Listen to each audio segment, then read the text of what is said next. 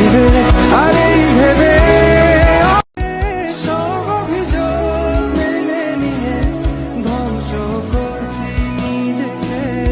হ্যাঁ, আমি আজ বুঝিনি এতগুলো সময় কেন ছিঁড়ে, আর এই ভেবে